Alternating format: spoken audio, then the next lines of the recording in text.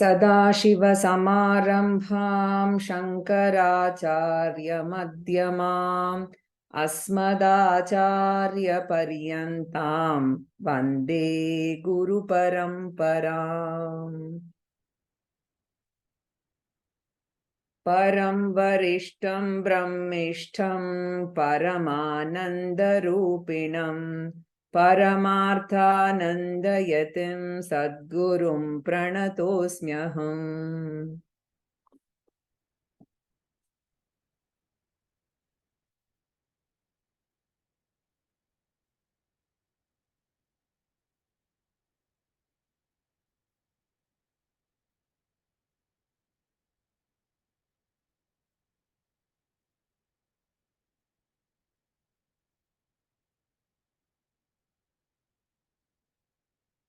So, Shankaracharya is addressing those spiritual seekers who are interested in moksha or liberation. One second. Are you able to see my screen? Swarna Bhagini, can you confirm? Yes, Guruji. Okay, thank you. So, Acharya had pointed out that liberation is possible only through self-knowledge. Moksha is possible through only jnanam. Jnanat evatu kaivalyam. That was the first thing. The second point was self-knowledge is possible only through self-inquiry. And self-inquiry is possible only through scriptural inquiry, especially the Vedantic scriptures. And scriptural inquiry is possible only with the help of a competent guru or acharya. So the guru is able to guide the disciple because the guru himself was a disciple before. So a disciple alone is fit to become a guru later. He also pointed out that both the guru and the disciple should have appropriate qualifications. Only then the dialogue will fructify into self-knowledge and liberation. So the qualifications of the guru we have seen very briefly. Shankaracharya himself will explain that elaborately later. So Guru Lakshanam will come later. Shankaracharya has now entered into the topic of the qualifications of a disciple. So a qualified disciple is called an adhikari and the qualification is called adhikaritvam, fitness or preparedness for undertaking this journey. So in the last class, we completed verse 9. Adau nitya nitya vastu viveka pariganyate iha mutra phala bhoga viragastadanantaram shamadhi shatka sampattihi mumukshuttvamiti sfutam. So we saw this in the last class. 4 factors or 4 parameters are compulsory for a student. So he enumerated them there. Vivekaha, discrimination between the eternal and the ephemeral. Vairagyam, dispassion. Shamadhi shatka sampattihi, the 6-fold disciplines. And mumukshutvam, desire for liberation. So he is now going to explain each of these 4 qualifications, the 4 Ds. Vivekaha is basically nitya, anitya, vastu vivekaha. Don't worry, we're going to discuss all this in detail. Vairagyam is iha amutra phala bhoga viragaha. That means dispassion or detachment, right? And with respect to all experiences given by the ephemeral universe, one should develop more and more detachment. This is the second one on Vairagyam. Third is Shamadhi Shatka Sampattihi. The third qualification is Shama and others. Wealth, Sampattihi, wealth, internal wealth, starting with Shama, right? And it is very important to develop these values and they are required for gaining Jnanam and which stays in the mind and fructifies into moksha.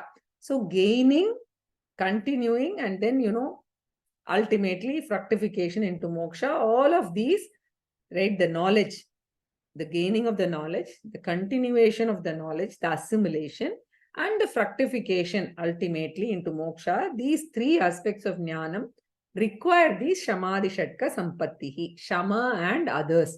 We will see what the others are. We've seen it in Tattva Bodha also.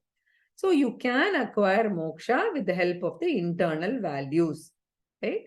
So Shama is thought discipline or mental mind management, right? So we do have the capacity to handle our thoughts. So the Shastra teaches you to be aware, right? And be constantly on alert with respect to mind management, right? So the sixfold internal disciplines is the third qualification. Mumukshutvam is the fourth one, the most important one. Even though it is enumerated as the fourth, it is the most important one. The desire for moksha. Moktum ichuhu mumukshuhu. Right? It's a sannanta. One who desires liberation is called mumukshuhu. And mumukshutvam is that state of mind, right? The status of being a desirer of moksha, desire for liberation, right? So these four, Viveka, Vairagyam, Shamadhi Shatka Sampattihi and Mumukshutvam are the internal wealth required for Vedanta to work, right? Suppose we find Vedanta is not producing results for us, is not working for us, we must remember that there is a deficiency with respect to any of one or more of the four, right? And Shankaracharya will define each one and the relevance of each one also. Okay, so let us continue. Brahma Satyam Jagan Mithya. Brahma Satyam Jagan Mithya. Ityevam Rupo Vinishchayah. Ityevam Rupo Vinishchayaha. Soyam Nitya Nitya Vastu Viveka Samudahritah. Soyan Nitya Nitya Vastu Viveka Samudahritah. So, the first qualification, previously called Nitya Nitya Vastu Vivekaha, Acharya is defining now. So, the entire universe is classified into two groups by the scriptures. How simple the scriptures try to make it, you just see. The first one is the entire visible experience, right? The experienceable universe, that is group one. The universe is called Anitya Vastu because the universe is perishable, right? So the first group is that. And even according to modern science, you know that the universe came into existence post Big Bang, maybe about 13 to 15 billion years ago. So during Big Bang, it started evolving, and our scriptures declare whatever has a beginning will have to have an end. And modern science also says that. It says our sun, even though it has a very, very long life, one day it will decay and vanish. So astronomers also talk of collapse of stars, etc. Right? So the entire universe is within time and space, and so it is perishable. Right? In fact, we know only perishable things. The scriptures, however, introduces an entity that is imperishable, which is beyond time and space. Very difficult to believe or know its existence. And the scriptures promise, if you have got faith in me, Shraddha in me, travel along with me, I will teach you and show you what that eternal thing is. And scriptures name it Brahman or Atma. This Brahman or Atma is said to be a principle that transcends all this time, space, material world, etc. But at the same time, it is a principle that is in and through every object, right? And through time and space. So it is not part of the creation, but it is in and through it. Exactly like Swamiji's favorite example of movie screen, right? You don't discern the screen when you're watching the movie and you're lost in the movie, right? Exactly like that. This Atma or Brahman is in and through the creation, right? So there is a screen behind the movie. You have to consciously discern, right? So this mysterious, subtle, immanent, transcendental, eternal principle is called Brahman. So when Shankaracharya says, Brahma Satyam, literally Satyam means absolute reality. But in this context, we will take the meaning as Nityam. So Brahman, which is going to be revealed in this text, right? That revealed Brahman is Nitya Vastu, right? You should accept that based on the scriptural dictum, scriptural commandment, right? So I accept there is something called Brahman because scriptures say it exists. So scripture promises to reveal that to me. So Brahma Nityam and Jagan Mithya, right? Other than this Brahman, the entire universe consisting of billions of galaxies, right? Planets, everything, sun, all of them are Anityam only. And as we saw in the last class, even Brahmaji, the creator, has a lifespan of, he said, 3 crore years, right? Some 3 into 10 power 14, right? So remember that also we call Anityam, but it is just that it is long, right? So Brahma Satyam and Jagan Mithya, Brahman is eternal, the world is ephemeral. So in Vedantic scriptures, that Nitya Vastu is called Brahman. So the Puranas contain stories, right, through which they introduce Vedanta. And if you note, in Puranas, they call this Brahman as God. So in Puranic language, God alone is permanent. The world and all our relations, possessions, etc. are all impermanent only. So iti evam rupaha vinishchayaha. So this conviction, right? Shankaracharya is using this as within basically inverted commas. Evam rupa vinishchaya, right? Vinishchayaha means what? This conviction. Which conviction? Nitya vastu vivekaha. That discrimination, right? Between the eternal and the ephemeral. Samudahritaha is mentioned or declared in the scriptures, right? And right. See, sometimes you will note that I add some snippets, which is, hardcore Sanskrit or Vyakarana. That is because as I'm preparing, I also feel that I should not forget some of these words. And I'm sure, like me, there are a few people in the group who would be interested. So others can just blissfully ignore this, except that I don't want to let go of some of these words. That's all. So this is a krit pratyaya, ta, right? Samudahritaha means mentioned or declared in the scriptures. So in short, Brahman is eternal. The world is ephemeral. So declare the scriptures. A firm conviction that indeed it is so is called discrimination between the eternal and the ephemeral. Vivekaha is the first qualification, right?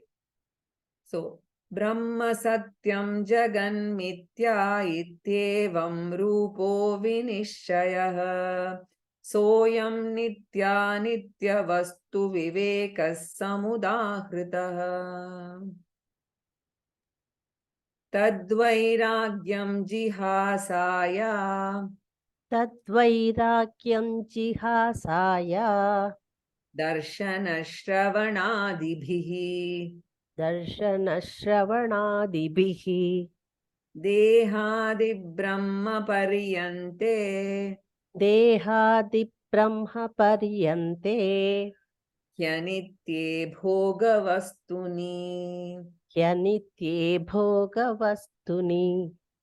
So while talking about discrimination, the Acharya said that the entire world is Anityam, right? He now makes a few more points on the Anitya Vastu. He asks, what do you mean by Anitya Prapancha, right? So he says, Dehadi Brahma Paryante. Deha Adi Brahma Paryante. The first and foremost Anitya Vastu, you should know, is your own physical body. A very disturbing news which we don't want to accept or even think about. Even though we experience the death of all other people, and in spite of all this experience, we don't want to think of the fact that our physical body will also have to go one day, right? So Janma, Mrityu, Jara, Vyadi are natural to every ephemeral thing, including the body, right? So that is why during the first part of our life, we feel that the body is so youthful, nice, wonderful, etc. And the second part is terrible. In fact, if you have old people staying with you, the senior citizens, super senior citizens, and you see them, having pain in each joint, and to just move one of the limbs, it takes so much of effort, right, and pain. So this Jara and Vyadi, no physical body is going to escape. So this particular fact you should register very well. Therefore, Deha Adi, beginning from Deha, Brahma Paryante, all the way up to Brahmaji, the creator, right? All of them, right? So although Brahmaji is, in fact, his duty is to create, even that Brahmaji's body is Anityam only. Thus my body, and of course the bodies of all my family members, as well as celestial beings, Bhagavan, everything, right? All of them are Anityam only. So the human body, right? Whether it is celestial, human body or divine body, all of them are Anityam. And you have to extend it to all the objects experienced by this body. All of them are also Anityam. So all of them are divided into two types. Very interesting. All the things, objects, right? Some of them are relevant to our life. They are part of our life. We have got emotional bonding for those things and beings, either in the form of raga or dvesha. And where we have emotional bonding, that is one type of Anityam Jagat. There is another part of Jagat where I don't have any relevance or emotional bonding through raga or dvesha, likes or dislike. I am indifferent to them. Like what I read, the daily news about so many people dying, right? For example, you take, suppose there is a huge, a nuclear power reactor problem we had in Japan or Tokyo. I'm taking this, assuming that it is really late night in Japan and nobody is joining from Japan. So assume that there has been a tsunami, or there's been a problem with the reactor and there's been some serious radioactive radiation issue, etc. Now, how we feel about this incident is different if our kith and kin, the brother or sister or son or daughter or husband or wife, is in that place at that time, vis-a-vis saying, oh, in Tokyo this happened, right? So that's the difference, a subtle difference. And look at how Shastra points this out, because this is an emotional problem. So Shastra takes the trouble of dividing this group into two. So the second group, that is the other part of Jagat, where I don't have any relevance or emotional bonding through raga and dvesha, there is the other part, right? So when the connection is there, the bondage is there, and the mind begins to react. So thus we've got two types of universe. One that is capable of disturbing or influencing our life positively or negatively, and the second that will not influence or impact us in any way. And in the Shastra, we have two specific names for these two types. Very beautiful. That which doesn't influence me, that about which I don't bother, is called a padartha. Padasya artha, it is an object which has got a name, a nameable object, right? Padartha means the universe with regard to which I am indifferent. Whether they are there or not, I do not really care. The I don't care world, right? Then the second one is those things and beings which I regularly watch. In the newspaper, the moment I read a news and it falls within this range of my raga dvesha, immediately I have a problem, right? So if it is some other place which I am not bothered, I just flip the newspaper. Otherwise, immediately I will call, I'll check whether all of you are safe, what happened, right? Some flooding happened in the subway station in New York, then you call immediately your son, your daughter, you check whether everybody is fine, etc. Because that is an universe that is influencing you. So that influencing universe, Shastra calls it Vishayaha. So Padarthaha, I don't care. Vishayaha, I'm very, very particular and concerned. In fact, they are not really outside. They are all the time inside my mind. All the time I carry them, right? So, and Shankaracharya says in Vedanta, when we introduce Viveka, Vairagyam, etc., first we take up the Anitya Prapancha. Even in that, the focus is on Vishayaha, the influencing universe, and Vishayaha here is called Bhoga Vastuni. So those things and beings which are capable of influencing our emotional personality, right? So all of them are Anityam. Jagat is Anityam, right? So Jagat Padarthaha Anityam and Jagat Vishayaha are also Anityam. May you register both.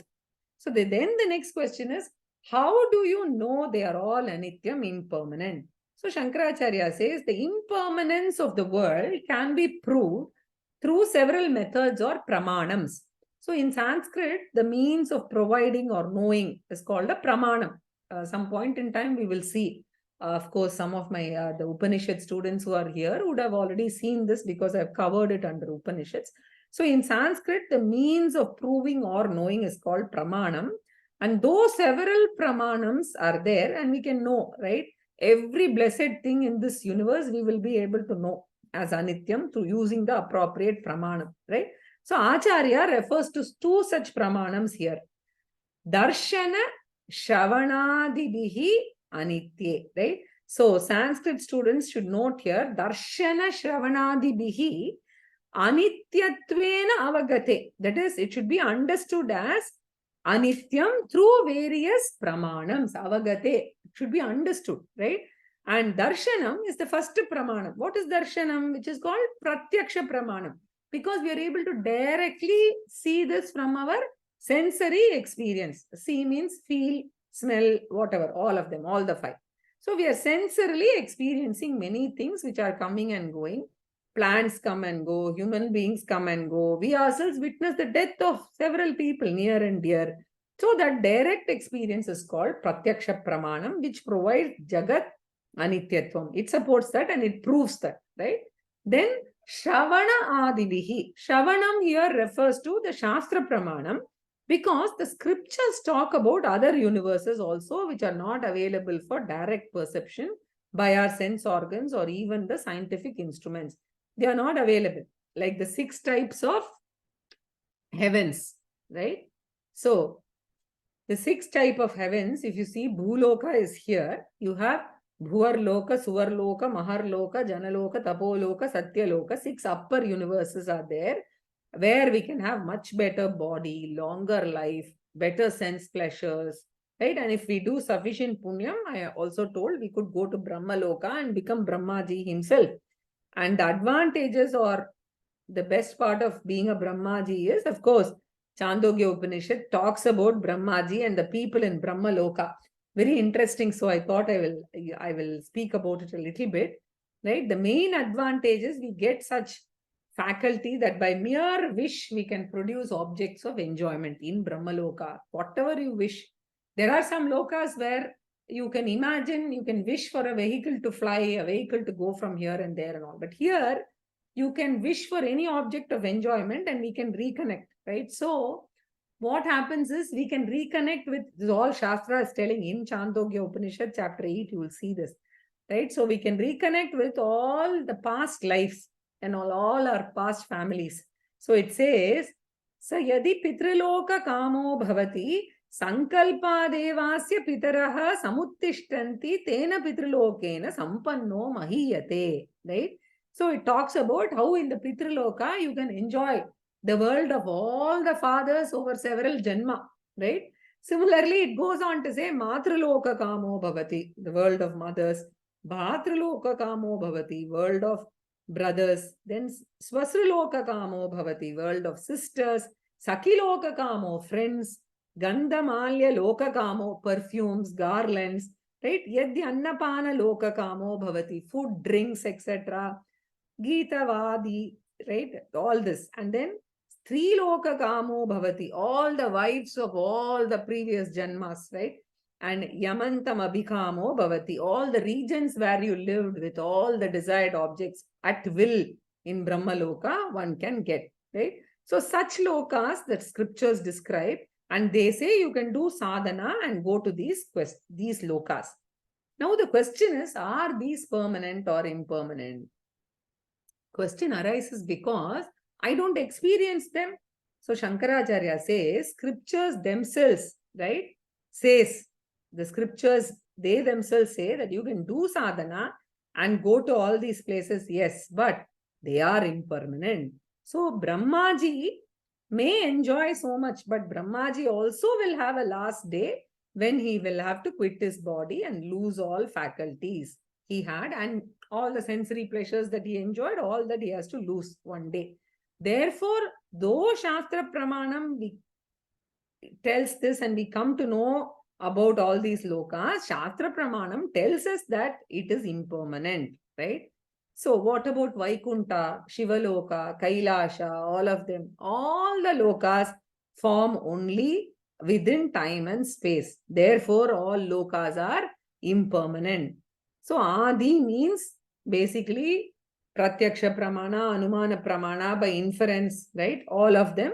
So where you cannot say world is ephemeral from Pratyaksha Pramana, then you can infer. Like, for instance, we are not going to see the end of the universe, but we know that there will be an end. Why? Because we have to use logic. There was a beginning, so there's going to be an end, right? It has originated, so there will be an end, right? And Vedanta says, yat yat kritakam tat tat anityam. So whatever originates will have to end. So that is Anumana Pramanam, right? So Upanishad itself gives this Anumanam. Tad yata iha karmajito lokaha kshiyate evameva amutra punyajito lokaha kshiyate. Just as you have attained this world, right, through your karma, and this life will end. Similarly, your life in the other world will also have to end logically.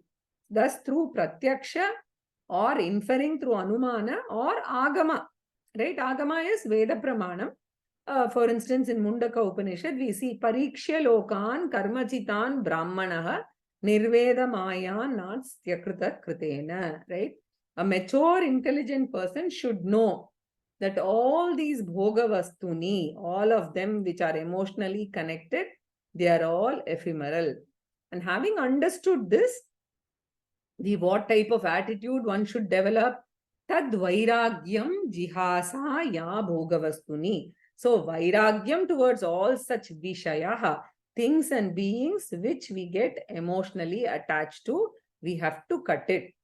Right? This is very, very tough for a beginner student, because initially the students get disturbed, and also the family members who don't appreciate Vedanta, right? They also, if they come to know of it, they'll feel, oh, you will lose all attachment, you will become very detached, and you will not have love for people, etc. Right?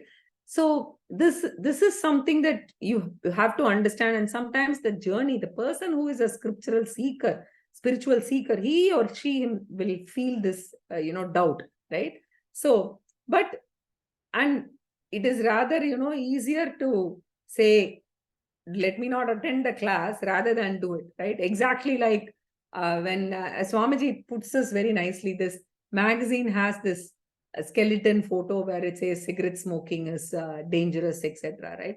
So instead of seeing that and getting scared about the skull, suppose you decide to just not open the magazine at all. It's exactly like that. Because here Shastra says you have to develop detachment, right? That's the only way, right? So it is a very, very long sadhana, and it's one of the last values that we develop, because it is going to be extremely tough.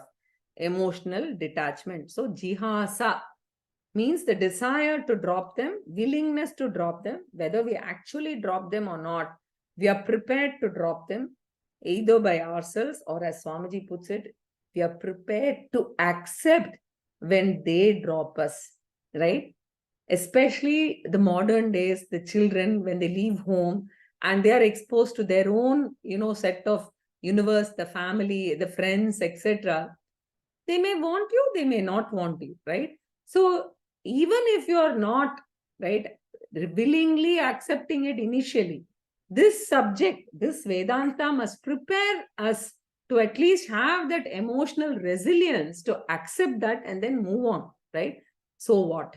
What to so what, as Swamiji says, right? So I'm mentally prepared to accept them when they go away from me, right? Being anityam, if I don't drop, they will drop one day anyway, right?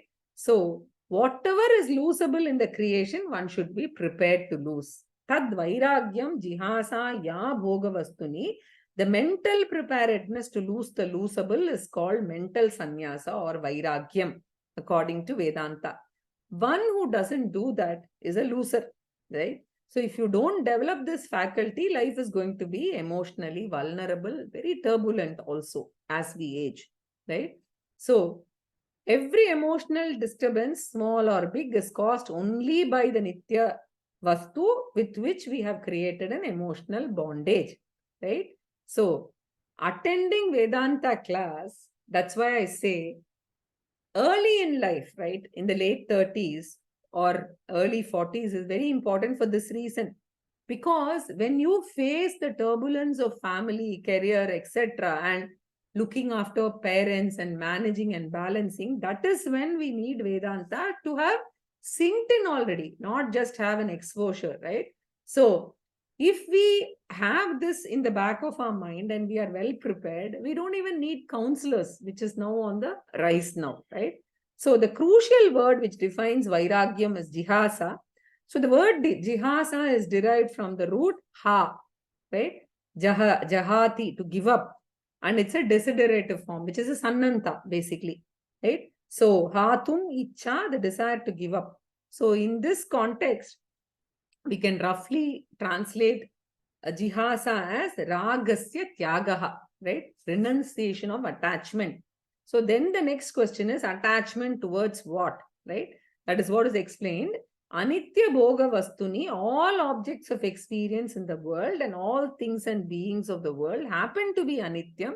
Therefore, renouncing attachment towards all the things and beings of the world is called vairagyam. And attachment means getting emotionally hooked, right, to these objects and beings, because they will start controlling, right, our life, right? And they will control the switch to our happiness and unhappiness. Consequences, we lose our emotional freedom. Thus, attachment is getting emotionally hooked and allowing it to dictate our emotional conditions, basically resulting in emotional slavery, otherwise called ragaha, right? Getting out of ragaha is viragaha or vairagyam, which is a very, very important qualification. Lord Krishna emphasizes it throughout the Bhagavad Gita. In fact, when we use the word sannyasi, a renouncer, generally we think it is someone who has left home with a ochre robe, right? At least that is what I had learned until at least I got exposed to Gita and, Swamiji's teachings. I would always think a sannyasi is the ochre robe colored one, right? So here he says, Krishna says, no, it is not so. Even a grihastha can be called a sannyasi if he has developed vairagyam or detachment towards the things and beings around him. Neyasya nitya sannyasi yonadveshtina kankshati, in chapter 5, right? The third verse. So any person who has vairagyam can be called sannyasi.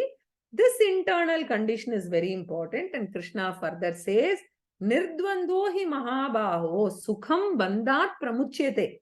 Right? Such an internal sannyasi will effortlessly get both self-knowledge and liberation. Therefore, vairagyam is a very, very important qualification. Getting out of raga and dvesha also is. In fact, instead of the word jihasa, some of the readings, some of the texts have jugupsa, which is, a stronger word, which is aversion, dislike, disgust, abhorrence, right? So jihasa should be treated as transcending both raga and dvesha, likes and dislikes. So that is vairagyam. This is the meaning of this important definition, right? So,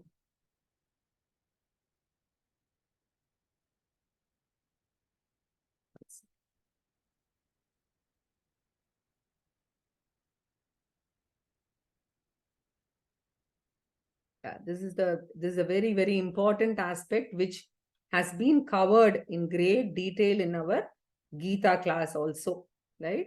So you can take a look at that. Tadvairagyam jihasaya darshana shravanadibi dehadi brahma देहादिब्रह्मपर्यन्तम् nitye अनित्ये bhogavastu. भोगवस्तुनि. Okay. So, next verse. Virajya Vishaya Vratad विरज्य विषयव्राताद् Dosha Drishtya Muhur Muhuhu दोषदृष्ट्या मुहुर्मुहुः Swalakshe Niyatavasta स्वलक्ष्ये नियतावस्था Manasashama Uchyate. मनसः शम उच्यते. So, in this verse, the first line is a further extension of Vairagyam. Two more points Acharya adds regarding Vairagyam. So, Virajya, right? Viraje, a spiritual seeker, should develop detachment by giving up attachment. So then the question will be, why I should give up attachment? What is wrong with it, right? And Bhagavad Gita discusses this elaborately. So that's the link that I've put up there, and I've also put the timestamp there, so you can directly go to that area and listen to it. So, because in the first chapter and the second chapter beginning, Lord Krishna has dealt with it in great detail. Attachment, the first and foremost problem is I lose my emotional freedom. External people, objects, and their conditions will decide or dictate my emotions. So my happiness will be decided not by me, but every object, every person, and every situation. So this loss of emotional freedom, right, is the first adverse consequence of attachment. That means it will create emotional disturbances all the time. And whenever there is attachment, or wherever there is attachment, there's constant worry about the object of attachment. So a householder's typical problem is constant worry about family members, their condition, their futures, and so on. So as even the family expands, the number of worries also expand. So, and then worry leads to anxiety leads to fear, grief, etc. Thus, continuous emotional disturbance or loss of mental peace is the first problem. So constantly the mind will be stressed, disturbed, and preoccupied also. Therefore, I will not have any quality time for the or unoccupied free mind for the pursuit of moksha. So raga leads to worry and grief. And in the first chapter of the Bhagavad Gita, Arjuna goes through raga, attachment, and shoka, emotional pain arising out of attachment, and because of that, moha, delusion also. So attachment and worry delude the intellect and are viveka shakti, right? So dharma adharma viveka, atma anatma viveka. That viveka goes away, right? Which is called moha. So in Gita, the first chapter, samsara is actually defined as raga, shoka, and moha, attachment, worry, and confusion. Because of that, the precious human life itself gets wasted. It is therefore very important to give up attachment and develop detachment. But unfortunately, we don't understand this, right? So we make our attachment, we think our attachment is, we mistake it as love. So we are only promoting attachment in the name of love, which is very, very unfortunate. So Lord Krishna's message in the Gita is both are very, very different. So that part actually I have discussed here. So you can look at it in detail. What is love? What is attachment? So love is never associated with worry. So a loving mind helps other people and never worries about others. Whereas an attached mind will worry about others more and more, right? So in the Bhagavad Gita, there is a clear difference. Arjuna has attachment and worry. Krishna has love and compassion. So he helps Arjuna without worrying. Therefore, let us not mistake our attachment as love. So Swamiji says there's an important test to find out if I love my children or grandchildren. I should only ask, am I ready to help them without worrying about them? If I can do that, it is called love.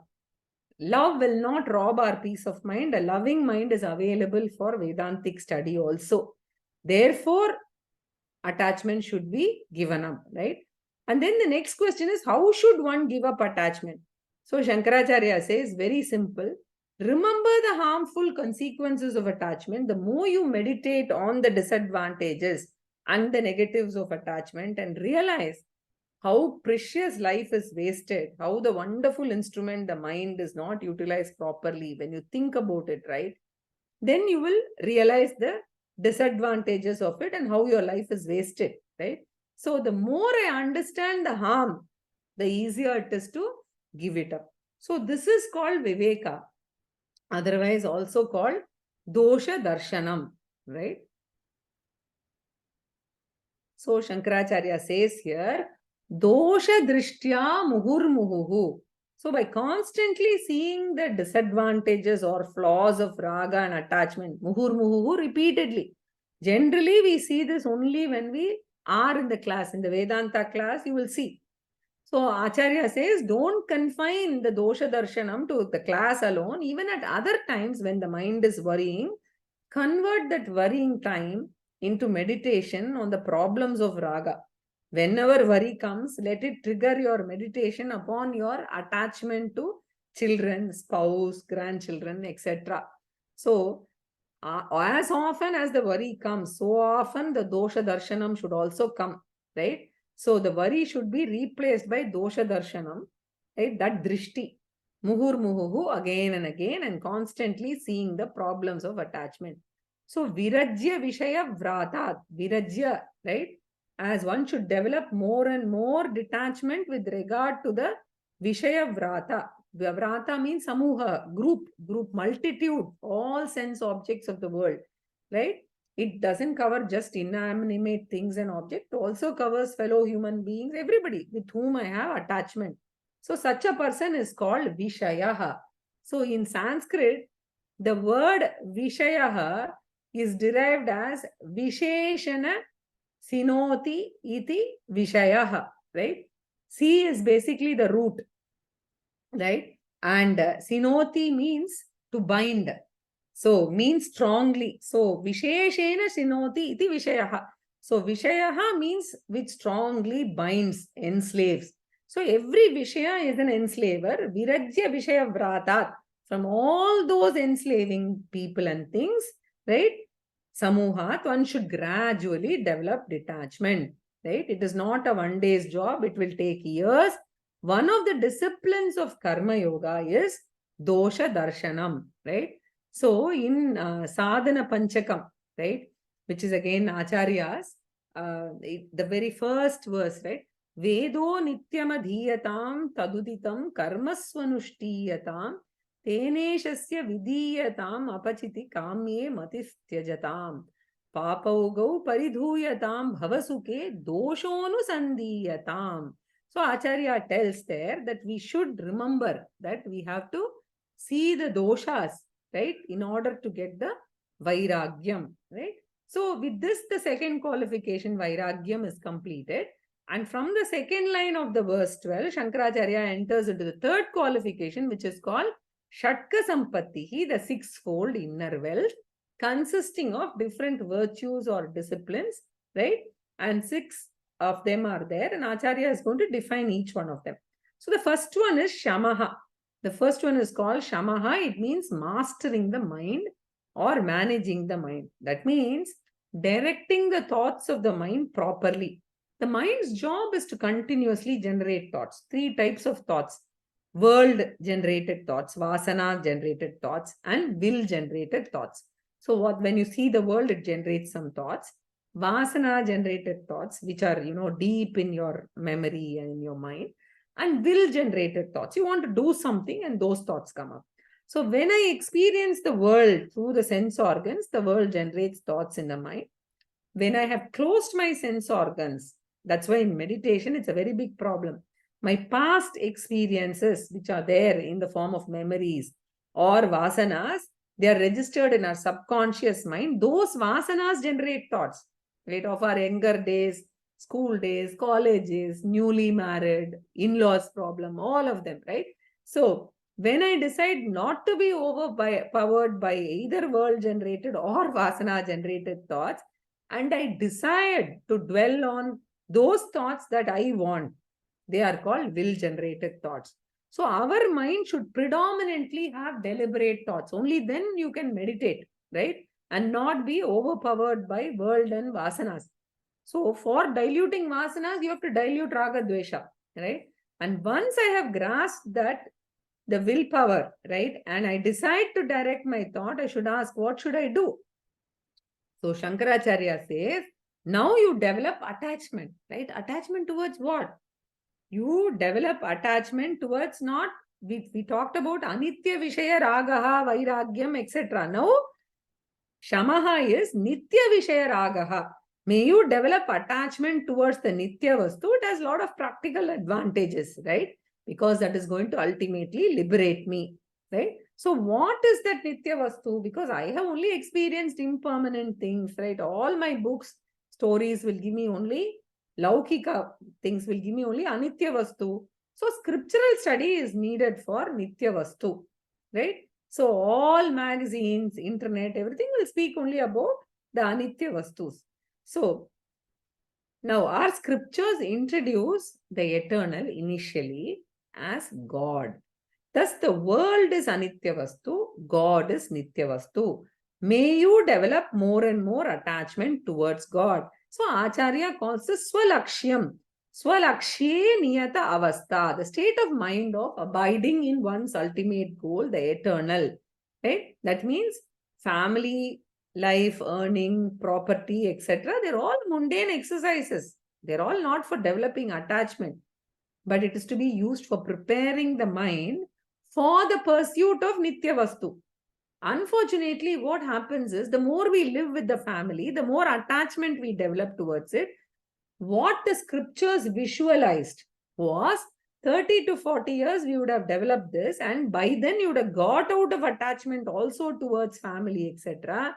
And the Vanaprastha ashrama and the Sannyasa ashrama were meant for this.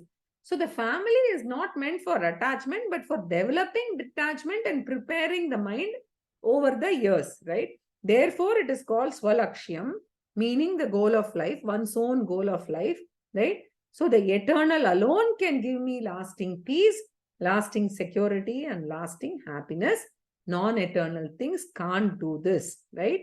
So that learning, right, through the Nitya Nitya Vastu Vivekaha, and therefore Swalakshe in the Nitya Vastu, which is the only permanent source of peace, security, and happiness. Swalakshya Niyata Avastha means the state of mind of abiding in or fixed upon or focused on or established in the permanent goal of God. That's what is referred here. Now, in our scriptures, God is presented to a spiritual seeker in 3 different versions depending upon the level of evolution or maturity of the seeker. We've discussed this in Introduction to Vedanta. We've discussed this in Gita also. So God has given 3 versions. For a Manda Adhikari, 1 version. For a Madhyama Adhikari, a 2nd version. And for a Uttama Adhikari, the 3rd and final version. So the first version, right, is the Ishta Devata version. God presented in the form of various attractive deities. And even though God is one, he is presented in different forms. So we can choose, right? And so many Puranas are there. They talk of so many stories. So each one of us may actually love one particular form of God, right? So this falling in love with a particular form of God is very worthy, right? So we fall in love with one Ishta Devata or the other, and one would like to associate with that God more and more. This is completely personal. It could be a Devi, it could be Krishna as a baby, it could be Rama, right? As Tulsidas says, Rama crawling and coming, right? Tumakka chalata. Tomorrow we are going to see the Rama's Prana Pratishta here. So crawling and coming, Tumakka chalata, Bala Chandra, right? Each of these, if you see the bhajans and all of them, represents the favorite deity. Each one of them has an attachment towards a particular form, right? Now, some of them may love Ganesha. Some of them may like the Ugra kind of deities also, right? This is very personal, Ishta Devata. And then for the next level, the graduate level, the Madhyama Adhikari, the very same Bhagavan is described as the entire universe itself. The universe is presented as the body of the God. So God with Brahman behind him, Vishwarupa Ishvara, is described in detail. The 11th chapter of the Gita, Vishwarupa Ishvara, right, is described in great detail. So the materialistic mindset is replaced by a religious mindset when we either love Ekarupa Ishvara or Vishwarupa Ishvara. And if we become a devotee of Vishwarupa Ishvara, the advantage is Bhagavan is always available. The whole creation is so wonderful, right? If we open our eyes, if you see beautiful lakes, if you see beautiful mountains, right? You see snow everywhere. All of this are manifestations of the vibhuti of the Lord, the glories of the Lord, right? So the more we see the totality of the universe, the more it appears wonderful. And such an appreciative experience of the world becomes bhakti, appreciation of the world, right, as God. So even when the whole world is undergoing a huge unprecedented problem, right? So, for example, this coronavirus, right? Such an invisible virus which has created so much of havoc. But we must remember that Bhagavan's glory also came in the form of the vaccination which was discovered, which was found, and then we could also come out of it, right? So Bhagavan, through his omnipotence, is trying to humble the entire humanity, right? And it's exactly like in the Kena Upanishad story, those of you who attended the class with me. So how Indra and all the other devatas got humbled by that Yaksha, Brahman in the form of Yaksha, right? So very important is these things help develop humility, right? So let us enjoy Bhagavan's omnipotence and remain relaxed and peaceful. So this is the next stage of the journey, which is Vishwarupa Ishvara. So interestingly, in Vishnu Sahasranamam, we see this. Bhupadau yasyanabir viyada suranilash chandra suryo chanetre karnavasha shirodhyor mukamapi dahano yasya vasteyam abdihi antastam yasya vishvam sura nara kaga go bogi gandharva daityehi chitram ram ramyate tam tribhuvana vapusham vishnu misham namami. So here you visualize, this is Vishwarupa Ishvara. His feet are the earth, his navel is the sky, the breathing is the vayu, the wind, his eyes are the sun and the moon, his ears are the direction, his head is Devalokam, his mouth is fire, right? And the whole universe resides in him, right? Sura, Nara, Khaga, Go, Bhogi, Gandharva, Daite. That is all myriads of diverse life forms such as devas, humans, birds, animals, cows, snakes, right? So, and finally, Tribhuvana Vapusham, he is the embodiment of the three worlds. So, bringing all these together, we have the complete form. I bow to that Lord Vishnu, who has the three worlds as his body, the earth is his feet, etc. Right? So, interestingly, this particular Dhyana Shloka, right, we must note, and that's why I put it there, is from Totakacharya's Shruti Sara Samuddaranam. Totakacharya was Adi Shankaracharya's guru, was student of Adi Shankaracharya. And Totakacharya wrote this beautiful work called Shruti Sara Samuddaranam. It's a Vedantic work, and the last verse is seeing God as Vishwarupa Ishvara, and that has become the Dhyana Shloka of Vishnu Sahasranama. Similarly, in Dakshinamurti Stotram also, you see a parallel, the Ashtamurti, right, of God. So these are all basically Vishwarupa Ishvara. And once the mind has become mature to appreciate the Lord everywhere, right, then as Krishna puts it in the Gita in the 10th chapter, Matchitta Madgata Pranaha Bodhayanta Parasparam Kathayantascha Mam Nityam Tushyanti Cha Ramanti Cha. So my devotees enjoy my glory in every experience, good or bad. So this is the view of the Vishwarupa Bhakta, right? That is his view. So when we move from the Vishwarupa Ishvara, which is the body of the Lord, we go to Arupa Ishvara, which is the real God behind the changing body of the Rupa Ishvara. So we sensorily experience the changing body of the God, which is called Apara Prakriti in the 7th chapter of the Gita. Once we are ready, we can go behind the changing world, which is the body of the Lord, and we can go to that changeless God, which is called Brahman or Atma, right? And we saw the definition, Yattad Adreshyam Agrahyam Agotra Avarnam Achakshushtrotram Tadapani Padam Nityam Vibhum Sarvagatam Susukshmam Tadavyayam Yad Bhutayonim Paripashyanti Dhiraha. Right?